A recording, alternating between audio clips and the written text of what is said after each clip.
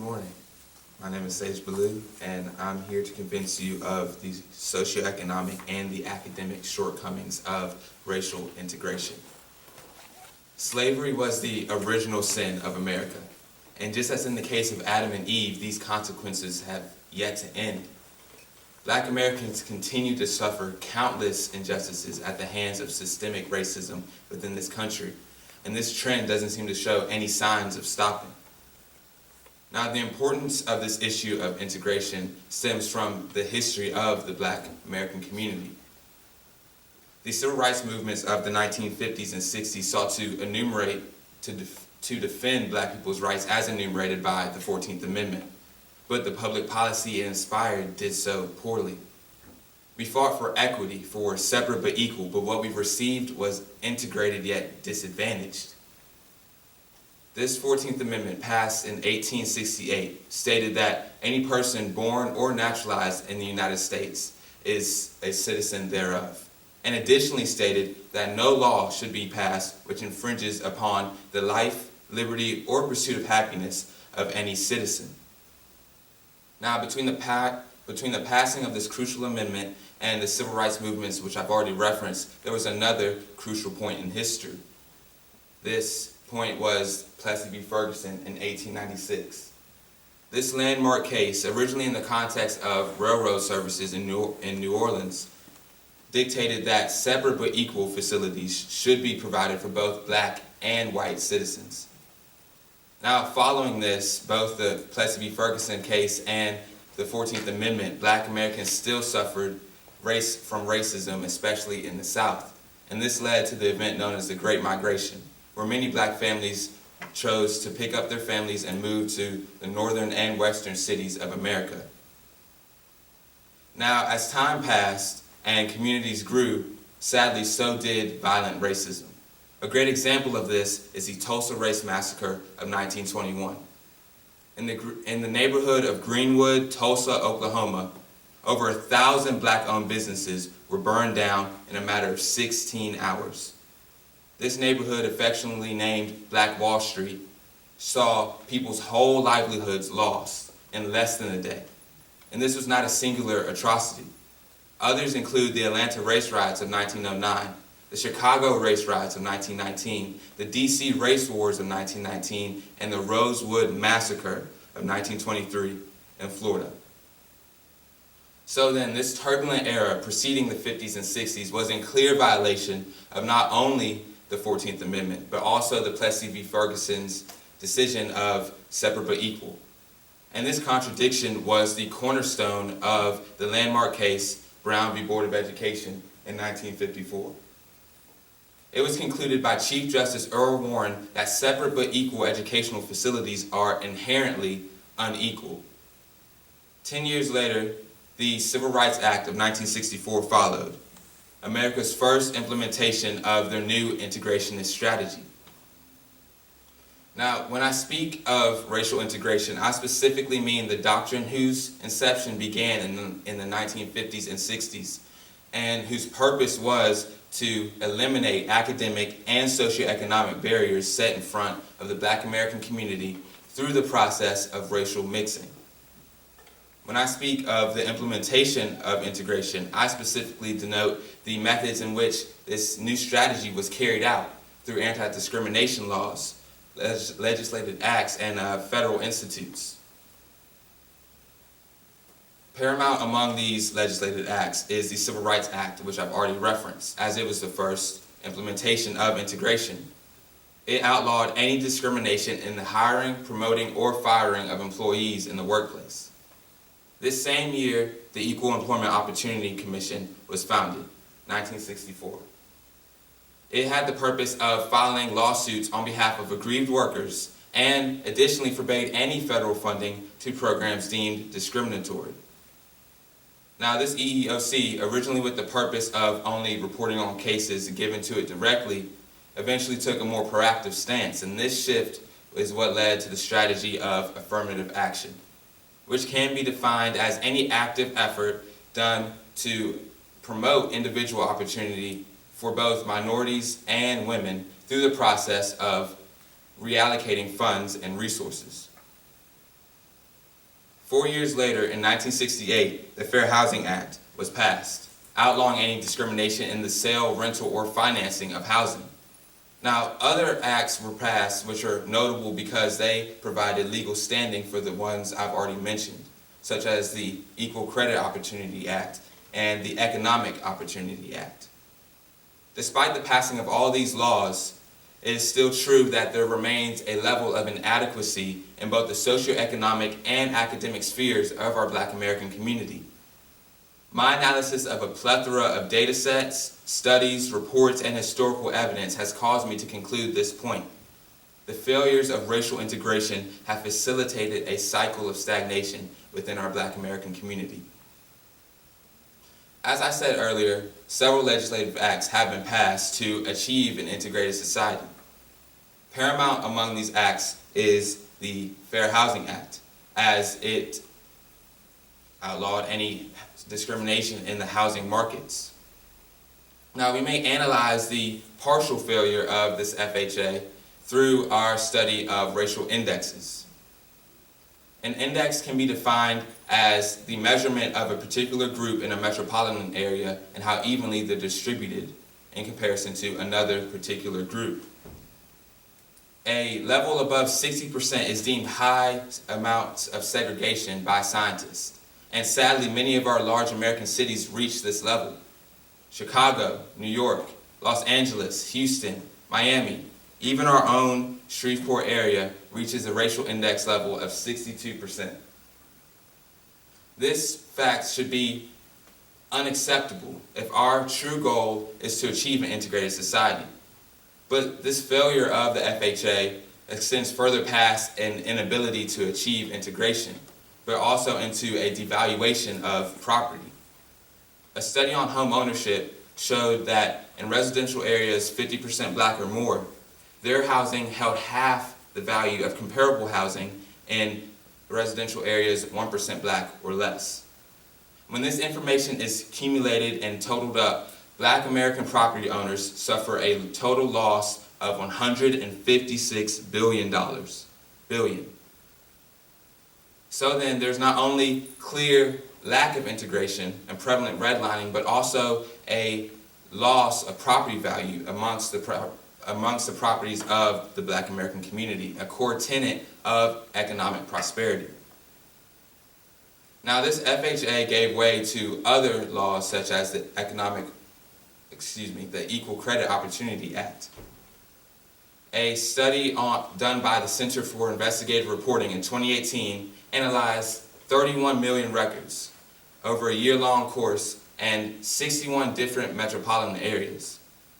In 41 of these metro areas, they found that Black applicants for loans suffered higher denial rates in comparison to their white counterparts.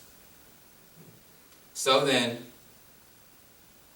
Black Americans continue to suffer large amounts of disparity in the housing markets, one of the most important parts of economic success. But this failure of integration extends further past just the economic sphere. The quality and manner in which the Black American community is educated is integral to shaping the future, and therefore integration's effects, or lack thereof, must be discussed. One study analyzing classes in the 68-69 school year showed that for 77% of Black students, they attended a school at least half minority. In 2010, almost 50 years later, 74% of Black students still attended a school that was at least half minority. In almost 50 years, an improvement of 3%. Additionally, 40% of these Black students still attended a school that was at least 90% minority. Now, amid the many school reforms of the 1960s and 70s, there went another underlying issue that was unchanged: our property tax funding system, in which our public schools are majority funded by interstate processes. And even more so on the local level, a large amount of their funding stems from the property values within a given school district. In 1965, President Lyndon B. Johnson stated that poverty must not be a bar to learning, and that learning must offer an escape from poverty. Now, I could not agree more with President Johnson's iconic quote, but the fact of the matter is that our reality does not reflect his ideals. There's no instance in which a black student's low income status does not negatively influence their educational experience. The cycle goes like this. A black student born into a low income status receives lackluster education because of this, because their schools receive less funding due to their lower property tax values. This has a myriad of adverse effects, such as less pay for teachers and less funding for school events and activities and programs. So then, this heightens dropout rates, lowers graduation rates, and effectively diminishes the educational experience these black students receive, making it statistically likely that they will grow up and remain in the same socioeconomic status in which they started in. A disgusting cycle of stagnation. Now, as I stated earlier, there have been several acts that have been passed, and integration still holds many benefits for our black American community. It has a lot of potential. Numerous studies have been done in both the academic and socioeconomic sphere to reflect this point. In the housing markets, for example, a higher ratio of white homeowners brings with it other benefits such as higher property values and quality amenities, etc. In reference to the academic side of things, numerous studies have been done throughout the 20th and 21st century telling the propensity for integration to benefit our schools. In one study in particular, measuring students born between 1950 and 1975, for each year these students were in a court-mandated, desegregated school, their graduation rates rose by over 2% per year. So then, it is not that integration does not hold many fruits for the black American community and for our American community as a whole, but rather that we have not achieved this point and that we must reform the ways in which we reach an integrated society. Other strategies such as affirmative actions have merely been band-aids upon a horrible gash. Affirmative action, even with all of its controversy, still has yet to accrue the type of statistics, the type of outcome which we require. And for example, in the 1975 school year for colleges, black students, they represented 10% of the national student demographic. In 2010, black students only represented 14% of this national demographic. Our disparities in higher education must shrink if the black American community is ever to reach an equitable stance in this country. I do not make these complaints without presenting possible solutions. In my research, I came across one in particular which interested me, the idea of limited separation. This idea, created by Professor Roy L. Brooks, stated that any gender or racial classification which promotes individual opportunity and does not subject or unnecessarily trammel the interests of others should be focused on. A concurrent example of the strength of limited separation can be seen in our historically black colleges and universities and in charter schools. In the future, these institutions could act as an effective pipeline from lower education to higher education. With charter schools in particular, their ability to accrue a truly economically and racially diverse set of students is highly beneficial. Even though they sadly only enroll about 8% of the national student demographic, their benefits are numerous, such as graduation rate improvement. In one study, it found that low-income students attending charter schools had their graduation rates rise by up to 10% in comparison to low-income students attending non-charter schools. But this solution of limited separation must not just end with lower education, as I said earlier. The post-secondary attainment gap in our higher our higher education is truly disparaging. it's 13%, which means there's a 13% gap between the attainment of at least a bachelor's degree between young black and white adults. HBCUs are an effective tool in combating this fact. They enroll about 0.1% of the national student demographic and even still provide 20% of black undergraduates with their bachelor's degrees. So then we can paint HBCUs and charter schools as definitively constructive institutions, the type of institutions our government should focus on and cultivate. Now, this solution of limited separation does not end with just these specific examples which I've already given you. We must also reform our public school model, providing both an integrated and separated version of our schools. Additionally, Professor Brooks, in his book, necessitates further change through a computer analogy. Money is the hardware of academic enterprise, and academic programming is the software. In accordance with this, we must also change our outdated public school funding system. Brooks suggests a vertical per pupil equity system, in which schools' funding is not purely equalized across the board, but rather schools receive funding based on the needs of their students and the programs required, etc. Now, there is not one all-encompassing solution to this issue of inequity and the accruement of racial integration in our nation. But the fact of the matter is that our methods of integration have yet to free black Americans from the debilitating chains of their status as slaves in this country. Our government must pursue new methods of achieving integration to the best of their abilities, so that we may be a truly effective, equitable, democratic republic. Thank you.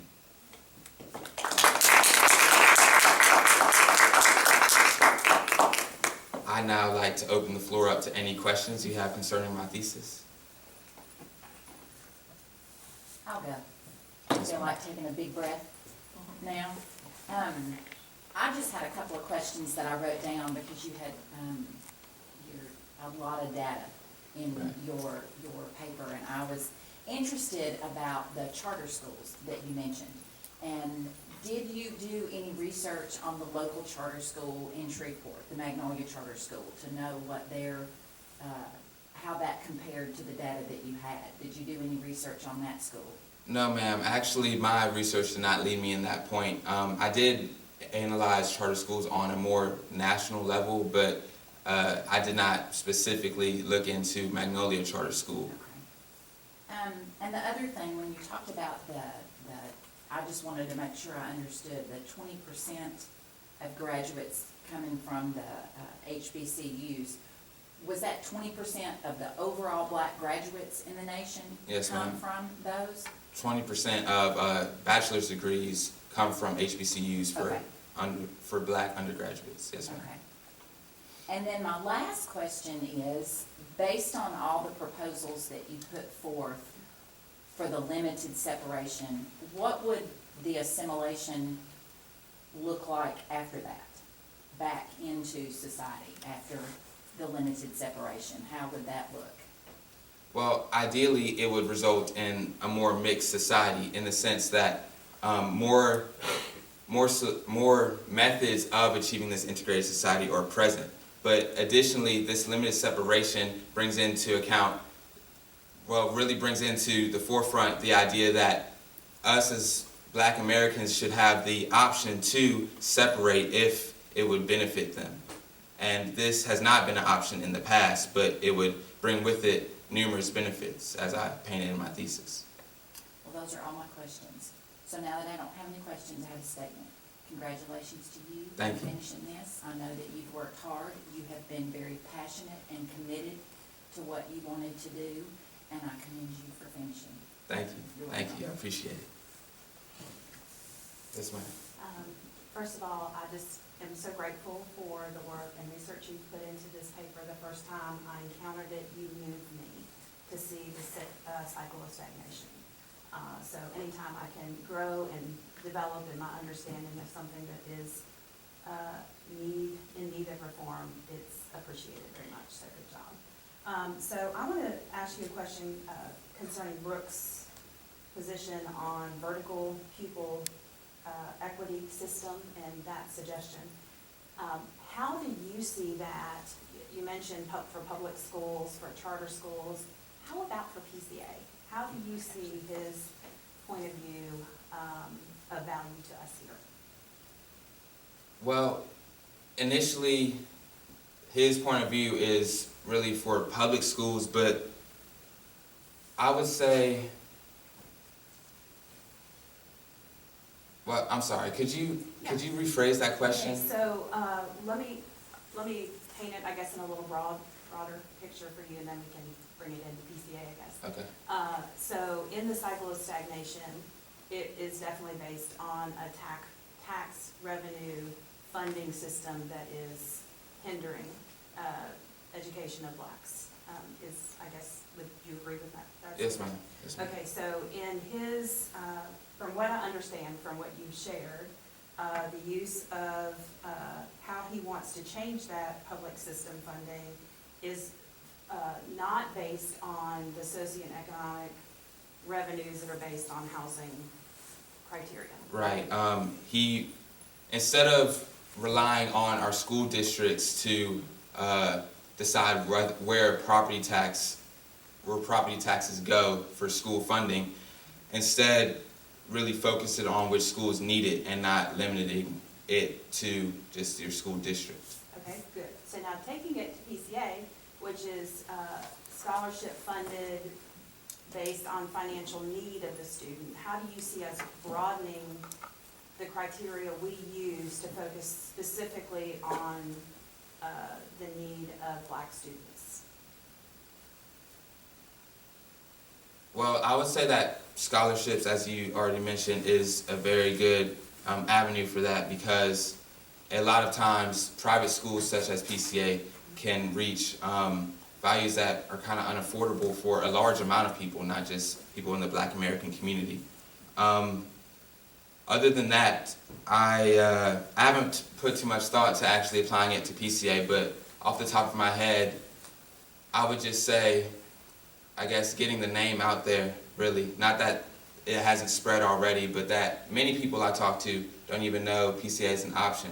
So that would really just make it more accessible to a lot of people. Thank you.